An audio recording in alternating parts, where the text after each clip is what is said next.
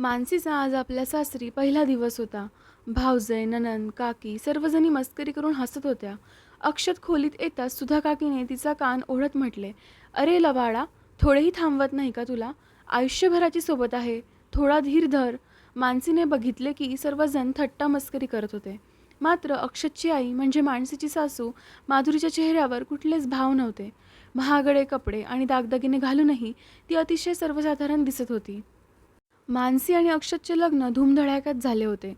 कुंदनहार आणि मोत्याच्या रंगाच्या घागरा चोळीत मानसी अतिशय सुंदर दिसत होती, तर क्रीम रंगाच्या शेरवानीत अक्षतही देखणा दिसत होता. दुसऱ्या दिवशी दुपारपर्यंत संपूर्ण घर रिकामे झाले. आता घरात फक्त मानसी, अक्षत, अक्षतची मोठी बहीण निधी आणि अक्षतचे वडील विनोद आणि आई माधुरी होते. दुसऱ्या दिवशी माधुरीला पाच परतावनासाठी माहेरी जायचे होते. कोणती साडी नेसायची हे ती ठरवत होती. तेवढ्यात तिला वाटले की सासूबाईंनाच विचारूया. त्यानंतर हातात साड्या घेऊन ती सासूबाईंकडे गेली. "आई सांगा ना, पिवळ्या आणि नारंगी रंगापैकी उद्या कोणती साडी नेसू?" तिने विचारले. माधुरी म्हणाल्या, "बाळा, तुला जी चांगली वाटेल ती नेस, पण हा नारंगी रंग तुझ्यावर खुलून दिसेल." तितक्यात विनोद रागाने म्हणाले, "तू तर अडाणीच राहिलीस. डोळ्यांना खुपणारा हा रंग थंडीत चांगला वाटतो, एप्रिल महिन्यात नाही." माधुरी एकदम गप्प बसल्या. विनोद म्हणाले, "बाळा, तू निधीताईला विचार." मानसीला आपल्या सासऱ्यांचे सासूबाईंशी असे वागणे अजिबात आवडले नाही. सोबतच तिला अशी भीतीही वाटू लागली की अक्षतचा स्वभावही त्याच्या वडिलांसारखाच असला तर काय करायचे. शेवटी मुलामध्ये वडिलांचे थोडेफार गुण असतातच. दुसऱ्या दिवशी मानसी पिवळ्या रंगाची शिफॉनची साडी नेसून गेली. माधुरी यांनी सकाळी बटाट्याची भाजी आणि मूगडाळीचा हलवा बनवला होता. निधी म्हणाली, "आई, तू आम्हाला लठ्ठ करणार आहेस असे वाटत आहे." अक्षत रागाने म्हणाला, "आई, किती वेळा सांगितले आहे की डाएटसाठी पदार्थ बनवत जा." विनोद म्हणाले, "तुझी आई हे सर्व कुठून शिकणार? तिला स्वतःच्या कमरेचा घेर वाढवण्यातच धन्यता वाटते." तितक्यात मानसी म्हणाली, "मी तर इतका सुंदर नाश्ता पहिल्यांदाच खाल्ला आहे." मानसीने केलेले कौतुक ऐकून माधुरीचा चेहरा खुलला. त्यानंतर अक्षत आणि मानसी 15 दिवसांसाठी हनीमूनला गेले. त्यावेळी माधुरीच्या असे लक्षात आले की अक्षतच्या घरून एकतर त्याचे वडील किंवा बहीणच फोन करतात. अक्षत आणि मानसी गोव्याहून परत आले तेव्हा निधीताई तिच्या सासरी निघून गेली होती.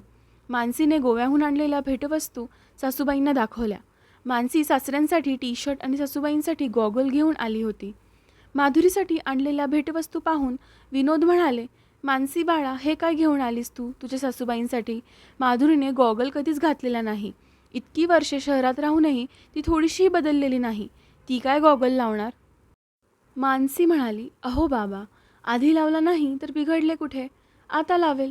दुसऱ्या दिवशी विनोद आणि अक्षत कामावर गेले. मानसीकडे अजून 7 दिवसांची सुट्टी शिल्लक होती. ती स्वयंपाकघरात गेली तर तिथे सासूबाई बेसनाचे लाडू बनवत होत्या. मानसीकडे पाहत त्या स्मितहास्य करत म्हणाला, "बाळा, तुला बेसनाचे लाडू आवडतात ना? तेच बनवत आहे." मानसी लाडू खात म्हणाली, "सासूबाई, खरंच तुमच्या हाताला खूप चव आहे." माधुरी निराश होऊन म्हणाली, "बाळा, गेल्या 30 वर्षापासून जेवण बनवत आहे, त्यामुळे जेवण चांगलेच बनवता आले पाहिजे ना." मानसी म्हणाली, "आई, तुम्ही खरंच खूप चांगले जेवण बनवता." सर्वांनाच इतके चांगले जेवण बनवता येत नाही. मानसीच्या लक्षात आले की तिची सासूबाई घरकामात पारंगत होती, पण ती अजिबातच नीटनेटकी राहायची नाही. संध्याकाळ होताच माधुरी या विनोद आणि अक्षतसाठी पोहे बनवू लागल्या.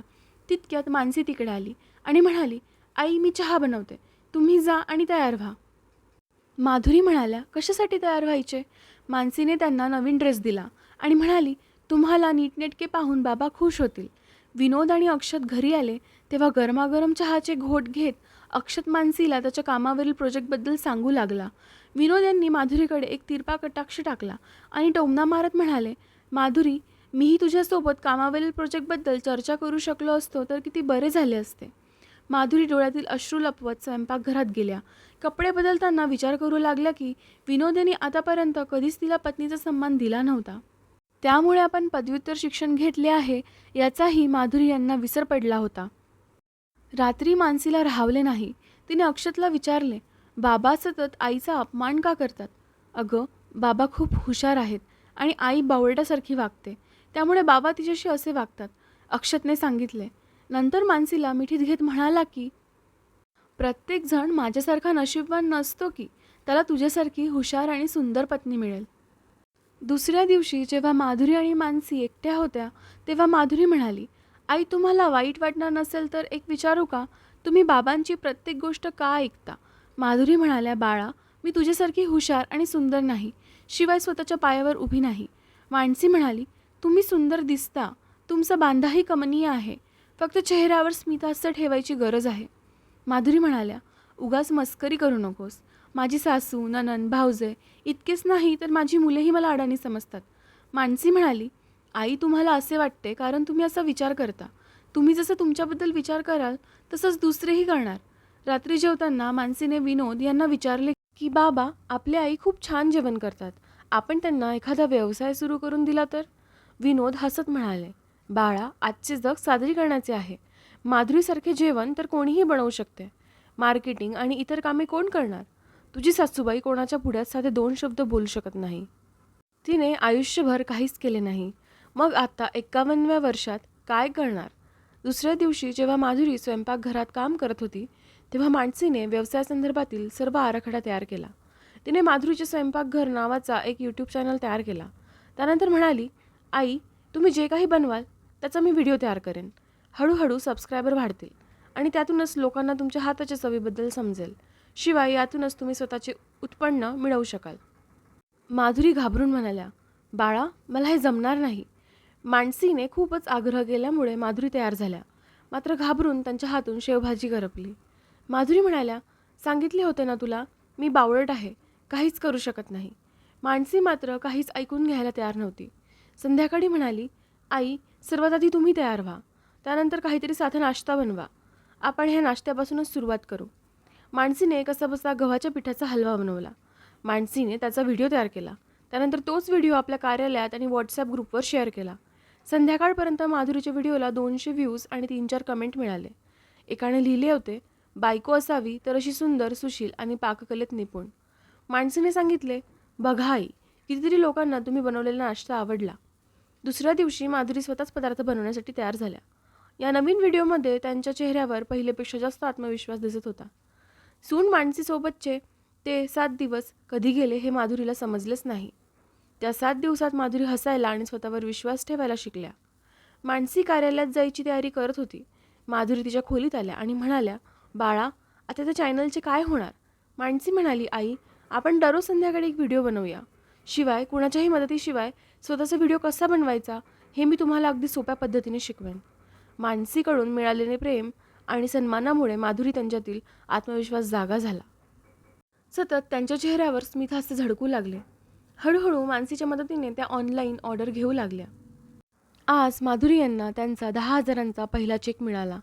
रक्कम छोटी असली तरी त्यातून आपण काहीतरी करू शकतो याची जाणीव माधुरी यांना झाली. त्या व्यक्त होऊ लागल्या होत्या आणि बावळट राहिल्या नव्हत्या. आपल्या पत्नीचे बदललेले रूप पाहून विनोदही आश्चर्यचकित झाले. अक्षत म्हणाला, आई 7 दिवसात सुनेने तुझा कायापालट करून टाकला. मानसी म्हणाली, हुशार त्या आधीपासूनच होत्या, फक्त त्यांच्यातील आत्मविश्वास जागा करण्याची गरज होती. माधुरी मात्र सर्वांच्या बोलण्याकडे दुर्लक्ष करून एक नवीन पदार्थ तयार करण्याच्या तयारीला लागल्या होत्या.